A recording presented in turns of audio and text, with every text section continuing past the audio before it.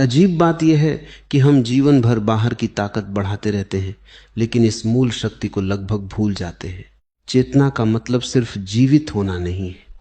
बहुत लोग जीवित हैं लेकिन जागे हुए नहीं।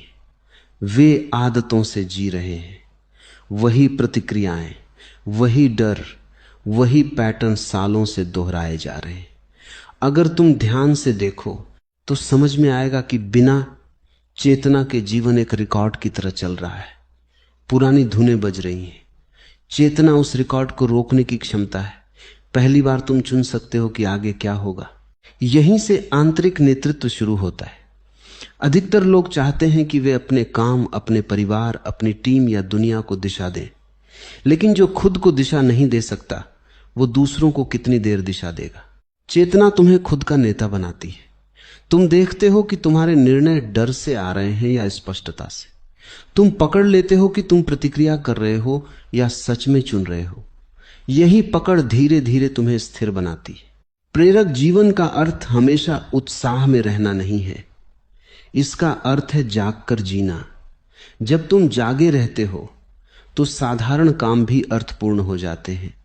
तुम सिर्फ काम नहीं कर रहे होते, तुम निर्माण कर रहे होते हो।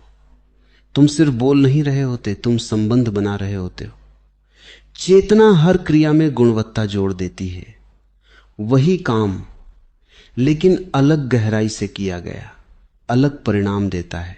सबसे बड़ी बात यह है कि चेतना तुम्हें ऊर्जा वापस देती है। बेहोशी में आदमी थक जाता है क्योंकि वो हर भावना से लड़ रहा होता है। वो गुस्से से लड़ता है, डर से भागता है, तुलना में जलता है। चेतना लड़ाई को समझ में बदल देती है। जब तुम किसी भावना को देख लेते हो तो उसमें फंसते नहीं, ऊर्जा बचती है, वही ऊर्जा रचनात्मक बनती है। यही कारण है कि जागा हुआ आदमी कम करके भी ज्यादा कर लेता है। अब सोचो सफलता के बारे में। सफलता सिर्फ उपलब्धि नहीं है, सफलता निरंतरता है। कुछ लोग तेज दौड़ते हैं लेकिन जल्दी टूट जाते हैं। कुछ लोग स्थिर चलते हैं और दूर तक जाते हैं। अंतर ऊर्जा प्रबंधन का है। चेतना तुम्हें अपनी ऊर्जा का मालिक बनाती है। तुम जानते हो कब रुकना है, कब बोलना है, कब निर्णय लेना है। यह परिपक्वता किताबों से नहीं आती, ये देखने से आती है। एक सरल अभ्यास है। दिन में कई बार खुद को पकड़ो, पूछो अभी मैं जागा हूं या आदत से चल रहा हूं। बस ये सवाल चेतना को वापस बुला लेता है। धीरे धीरे ये क्षण बढ़ने लगते हैं।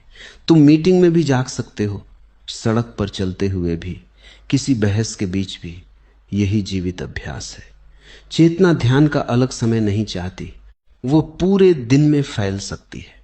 जब चेतना गहरी होती है तो डर का असर कम हो जाता है।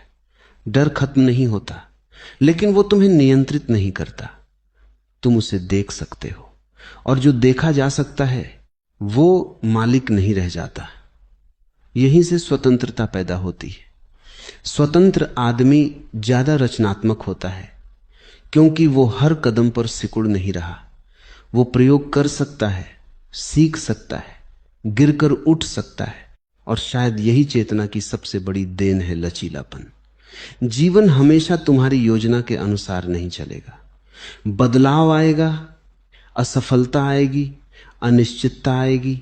अगर तुम सिर्फ परिणाम पर टिके हो तो हर झटका तुम्हें तोड़ेगा। अगर तुम चेतना पर टिके हो तो हर झटका सीख बन जाएगा।